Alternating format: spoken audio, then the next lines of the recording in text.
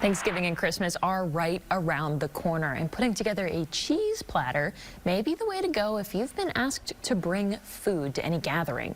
We have a look at how to do it on this week's Fareway Cooking Segment. Hi, good morning. With the holiday season coming up, I wanted to share with you some of my favorite charcuterie board tips and tricks. In my opinion, there is nothing better than a charcuterie board for an appetizer, a snack, a hostess gift, or even just a little girl dinner. So it's beautiful, it's delicious. I mean, who doesn't love meat and cheese? And you can make it big or small, really customize it to your liking. So I'm going to make this in real time. We'll see how it goes. The star of any good board is going to be your cheeses, and I'm using all of my favorite Wisconsin cheeses. I'm going to start out with this Merlot Bella Vitano cheese. Now, when I have a specialty cheese, one thing I like to do is I like to either cut off the label, or you can buy, fancy little cheese kind of steaks to put in there, but I like to leave that on there just so my guests can kind of know what they're getting. I've got a Parmesan here that I cubed up. I love the way a wedge of cheese looks, but in all honesty, I found my guests don't typically dig in if I don't either cut it or break it up for them.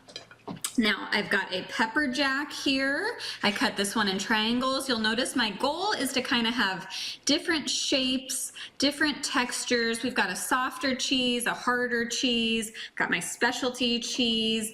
I do have a cheese spread. People love these. This one is a sharp cheddar. I'm gonna put that over here. Again, you don't have to be perfect. These can be very organic. My cheese curds, can't forget about those. I'm gonna add those up here. Okay, and next up, I'm gonna do a couple meats. These are both salami. These came in the same package to make it super easy. So I'm just gonna lay those out in different places. Again, do not worry about perfection. And then these are kind of my little extras. So I've got some fruit. I've got grapes. Grapes really look beautiful on cheese boards. I've got a little jelly. You could do honey, you could do mustard. Again, we're just kind of playing off of those flavors. So let's see, I'm gonna add some grapes here, maybe over here. Add in some almonds for a little crunch. Again, we're playing with textures, with colors. Look how beautiful this is. Now, you could add blueberries, you could add apple. If you've got some fresh herbs, tuck those in. Those are always a nice addition, especially for your winter Christmas get-togethers. Makes it look a little festive.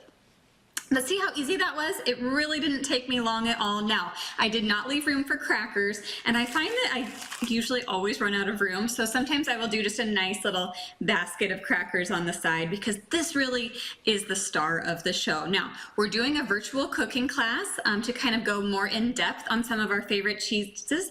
That will be later this week, so you can find that through our website. Head to fareway.com, and happy charcuterie!